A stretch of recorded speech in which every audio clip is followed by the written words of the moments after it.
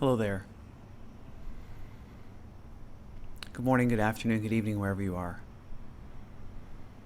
I'm Ryan in Singapore. Welcome to our mindfulness practice. So, welcome everybody. Welcome to our practice today.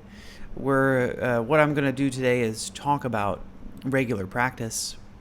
So we've just finished up the 9 attitudes of mindfulness-based stress reduction, and maybe the next thing to move on to is about regular practice. So mindfulness-based stress reduction is an 8-week intensive mindfulness course. And one of the outcomes of that course is, not everybody in fact, most of the people I know don't actually develop a regular practice after taking MBSR. So I think that's, what I was about to say is that MBSR helps us to develop a regular practice. I think maybe more than helping to develop a regular practice is to show the participant what's the benefit of having a regular practice. And that's really one of the things I wanted to talk about today. And I think maybe the most important thing, coming from my own personal meditation experience, is one of the motivating factors for meditating every day is to see the effect that it has on you. And one of the things that happens during mindfulness-based stress reduction as you're meditating for 45 minutes a day or more is that you can't help but notice how daily meditation starts to affect you. And in my case, that was a bigger motivation than anything. So I'd read the research, I'd seen kind of what tends to happen to people who meditate every day.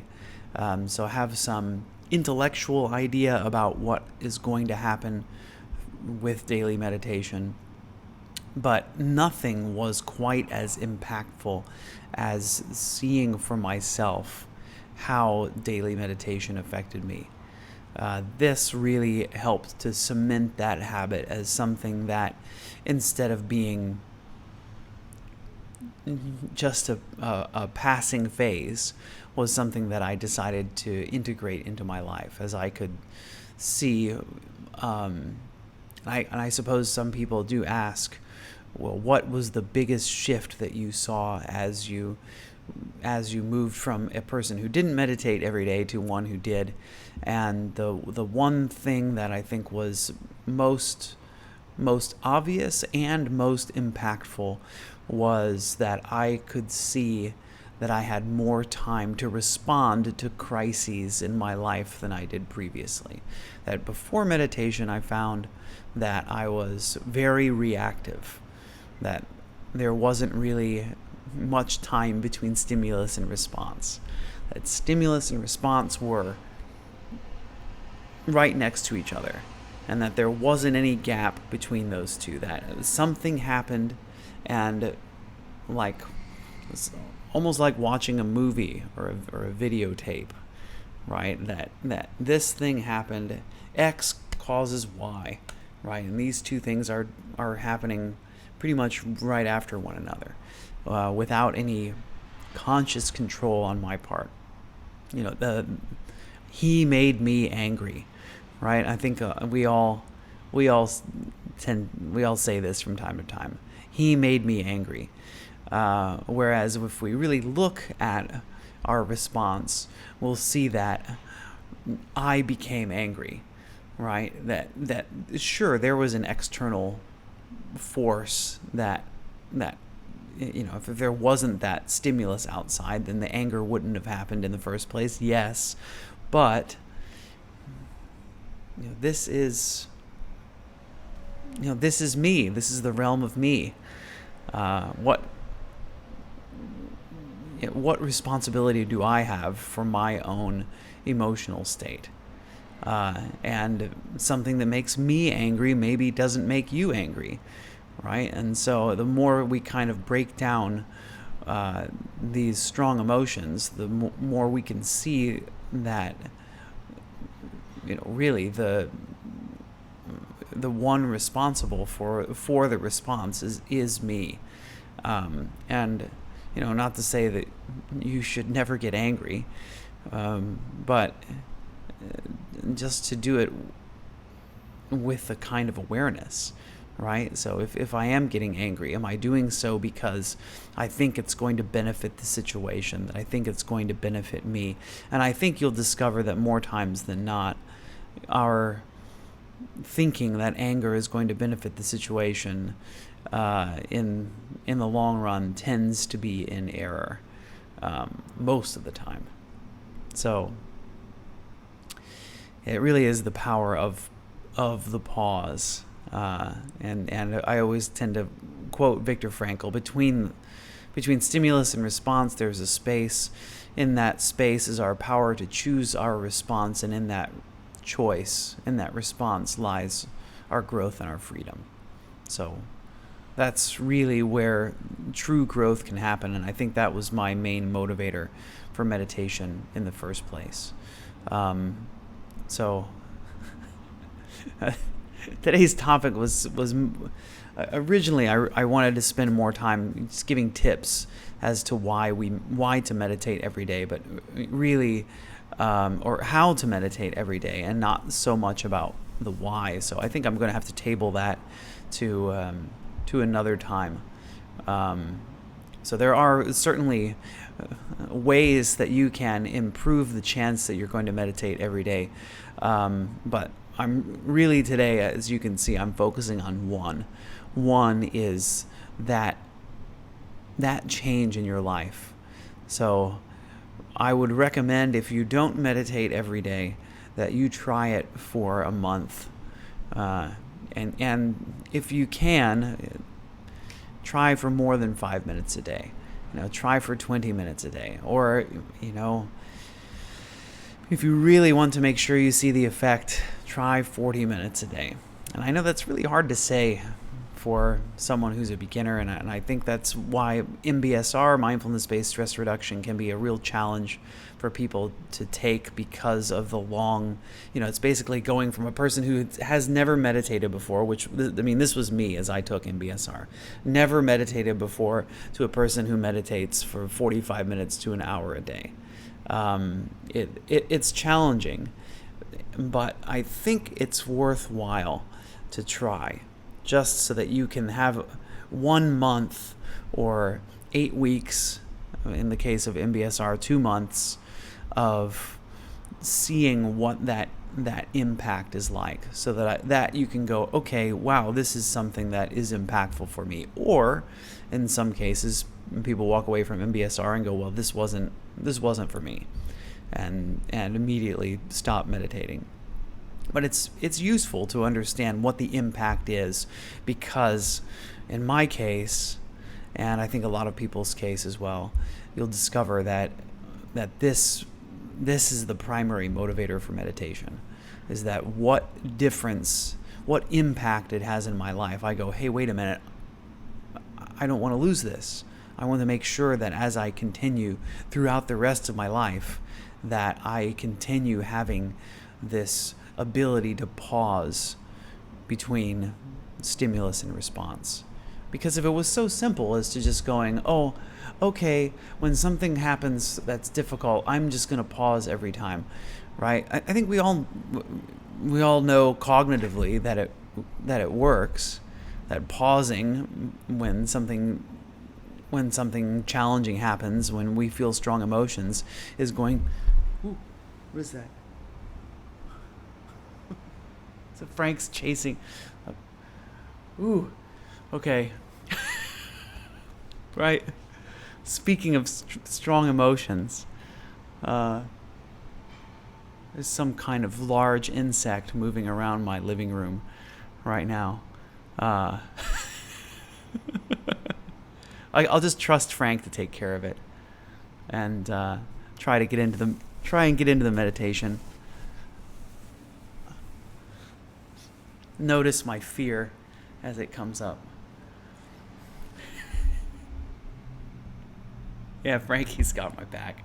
Take care of it, Frank. That's your job, right? You have one job in this household, Frank. It's to keep vermin and insects at bay. No, I'm sitting on one of these. That's another thing I was going to introduce today, is this other ways to help. I've got a cushion here, so get comfortable.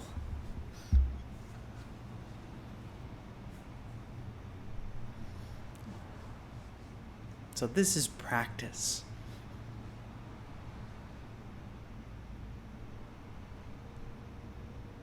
Practicing paying attention to the breath so that when that tough time comes up,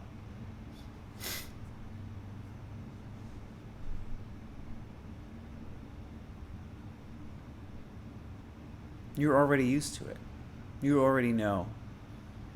You're so used to coming back to the breath that it's second nature.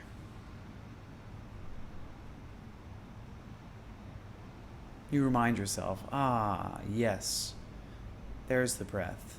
So focusing as best you can on the feeling of breathing. So you can sit up straight, crown of the head towards the ceiling.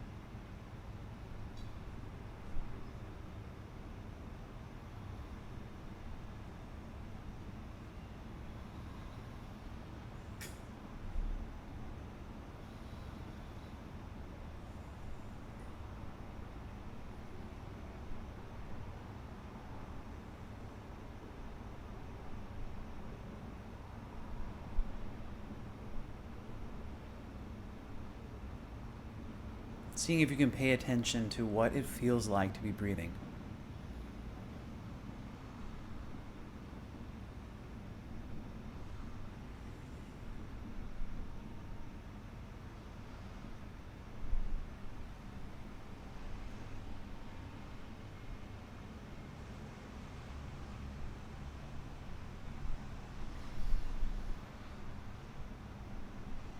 Focusing all of your attention on the physical sensation of breath.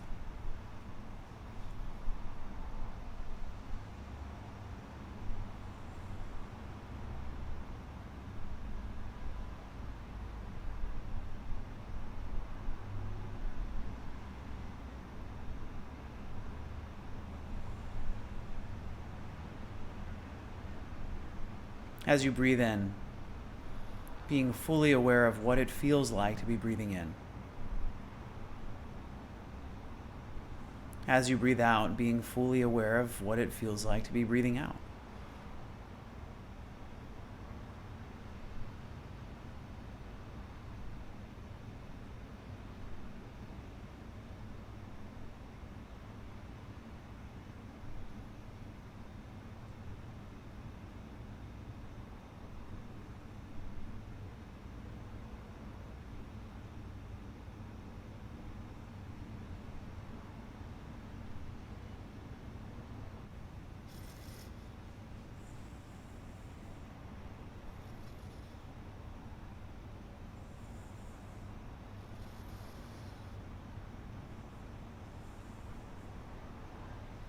Noticing the pace of the breath.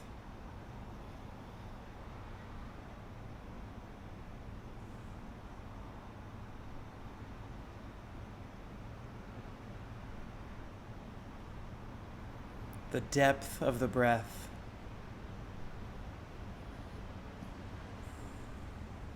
The quality of the breath.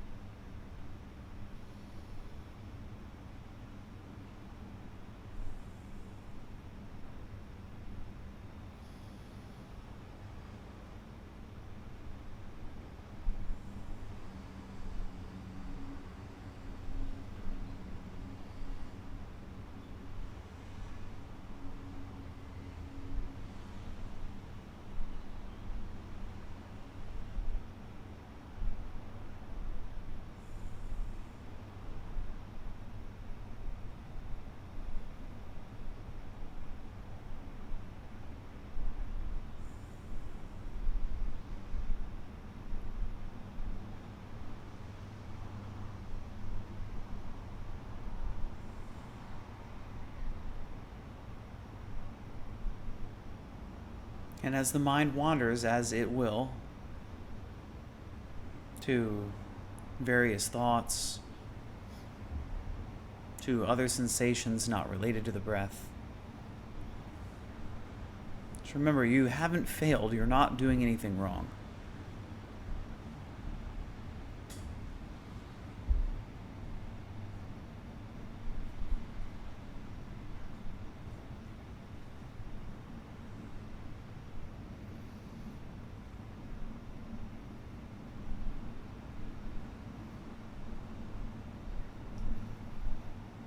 It's normal for the mind to wander.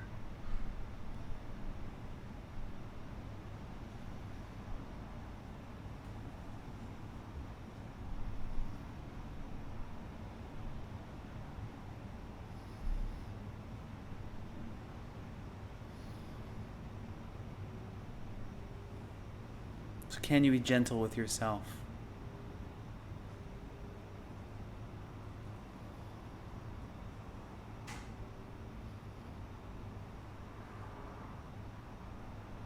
Gently come back to observing the sensation of breath.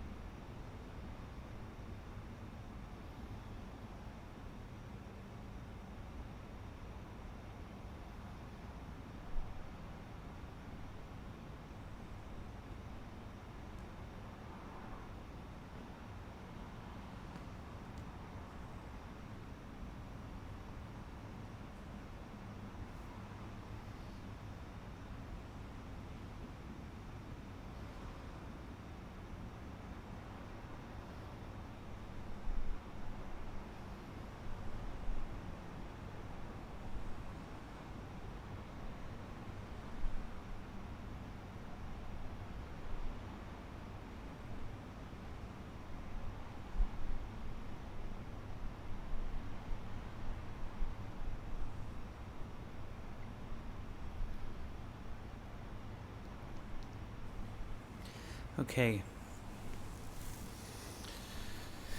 Let's draw our practice to its close. I'll do so by ringing the bell 3 times.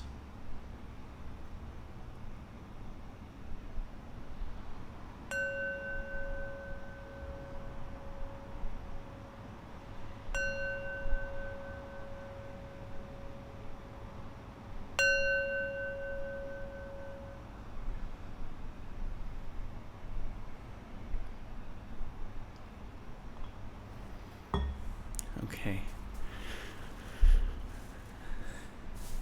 Thanks for joining in practice today. I hope you had a productive practice. Well, congratulations for having made it through the practice, whatever your practice was like. And I always like it when I have a tough practice in front of you guys, because it's a reminder that not every practice goes wonderfully like how we expect. It's not necessarily oozing off into cosmic bliss every single time we meditate. So happy to share that it was a relatively tough practice for me, that I had a really hard time staying focused, partially because I did get a glimpse of what Frank was chasing, and it was a gigantic cockroach. It's like, I mean, I don't know, to me this is a pretty big cockroach, that's and what was funny too is, even after I saw it, I reminded myself, I'm like, this like cockroach, it's not gonna bite, right? There's no danger that it poses to me. It's just not a pleasant thing to see running around, several inches away from you. Frank successfully got it on its back, and it was on this other cushion next to me here, and it's like struggling as it's on its back. And sure enough, Frank flipped it back over, right? Because he's a cat who's just playing, right? And so, and just noticing how disturbing that was to my own practice, how it was hard to stay present and focus on my breath as in the back of my mind I've got this distraction. So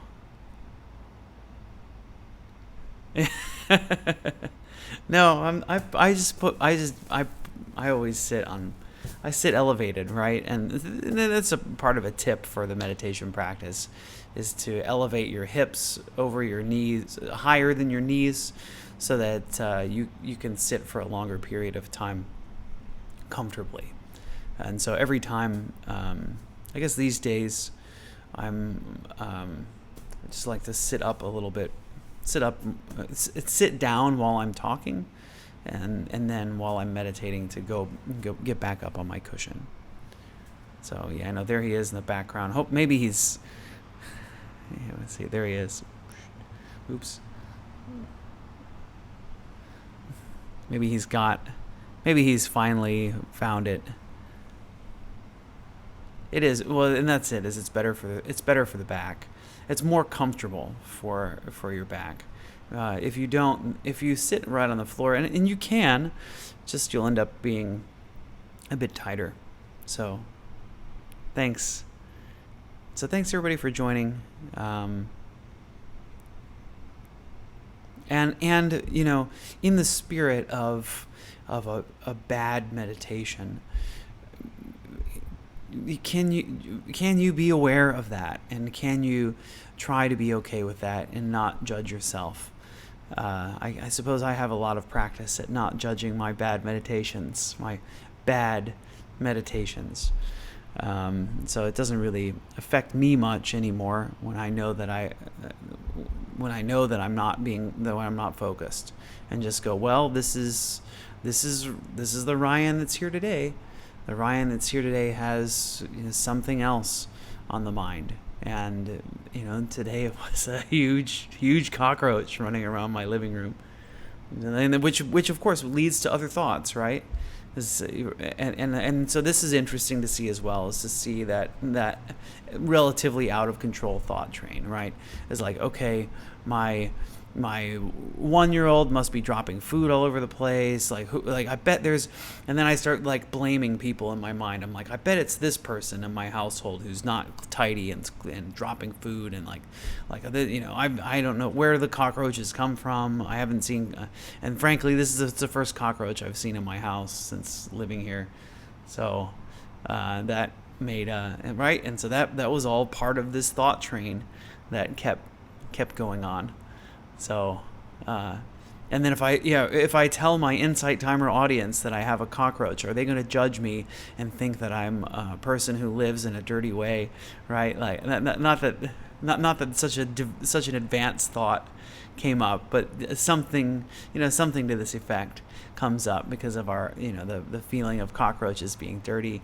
And so just watching that, this judging thought train as it comes through, and Singapore, by the way, you'll notice that if you come to Singapore, you'll see all the insects here are bigger. It's part of living near the equator. So, of course, no, I don't think any of you out there are judging me in that way. But what's really interesting to know, and I definitely want to say this before I go, is how important we think we are, right? That everybody's watching me, everybody's thinking about me. Like, look at me and oh, I tripped walking on the sidewalk, and we look around. Did anybody see me trip? And it's just normal. It's just we think that we have got that this kind of this worry about, at least most of us, what everybody thinks. Whereas in reality, what our opinion of ourselves is so much more. We think that we're so attracting to everybody else's attention when in fact the situation of reality is different. And so this is another really great part of meditation practice, is to see how we react in that way, and can we kind of tune that reaction as we know, right? As we intellectually know. I mean, we've seen other people trip on the street. What thoughts go through our minds, right? You realize that it's not as big of a deal as we think it is.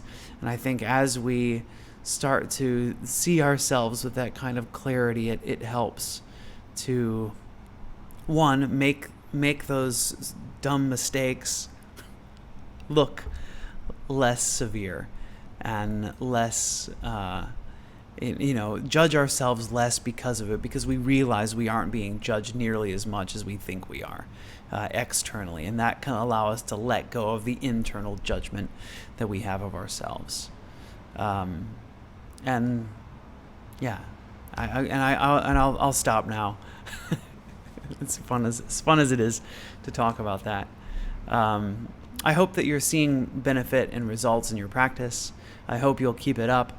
We'll talk next time. We'll talk a little bit about neuroplasticity, about what's the actual brain mechanism that makes meditation work, and then the time after that, I'll give you some tips to make sure that you do your regular meditation. I know. Where is he? He's I think he's behind me, right? No, I don't know. He disappeared off camera somewhere. All right, let's close our practice with some well wishes. Repeat after me if you like. May I be happy and peaceful. May everyone watching, listening, wherever you are, I wish you all happiness and peace. And may all sentient life here on this planet and throughout the universe, may we all be happy and peaceful. All right. Have a great one. See you in around 48 hours. Bye-bye.